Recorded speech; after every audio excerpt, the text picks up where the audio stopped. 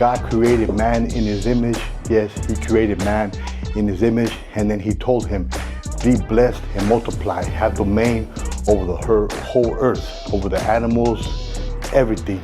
And basically, he made man to be a king. And of course, God being the king, mankind was to learn from God how to be a king, right? The Lord, by wisdom, founded the earth. By understanding, he established the heavens. By his knowledge, the depths were broken up and clouds dropped down the dew. So mankind had to learn wisdom. And that is when God told him, out of that tree right there, which is the knowledge of good and evil, don't eat from that tree. For let me teach you the knowledge of good and evil. If you notice in the book of Proverbs, we always see two different decisions that a man should make. Let me give you an example. The wise woman builds her house, right? So that's wisdom. But the foolish pulls it down with her hands. In the mouth of a fool is a rod of pride, but the lips of the wise will preserve them. So you see, there's the book of wisdom always gives you two sides. If you're wise, you will build your house. If you're foolish, you will tear it down. So there was a learning process to be made. And if you remember Solomon, God came to him in a dream and asked him, what do you want? Ask for something. And Solomon asked for wisdom. He said, for I am a child. I do not know how to go here to there. For teach me how to be a good king to this great people of yours. And that pleased God. And God said, wow, you didn't ask me for riches. You didn't ask me for power. You asked me for wisdom. So not only did God bless him with wisdom, he made him one of the most richest men that has ever lived. And he made him one of the wisest kings. As a matter of fact, he wrote the majority of the book of Proverbs. So in the beginning, when God created man in his image, man still needed to learn wisdom. And man failed. He ended up seeking his own. Satan came to deceive them.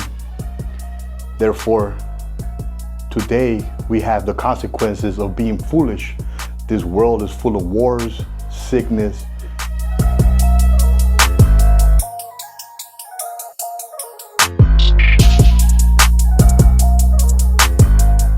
And now through Jesus Christ, we become kings and priests to get this world back to how God purposed it to be, under his sovereignty. And we could only do that by Jesus Christ. For he has given us a kingdom that cannot be shaken, but a kingdom that we can now bring glory to his name. You see, the Bible is all about God's kingdom. He gave man domain over this earth. Man lost it, but thankfully through Jesus Christ, we become one with Jesus. For Jesus Christ is not ashamed to call us brothers.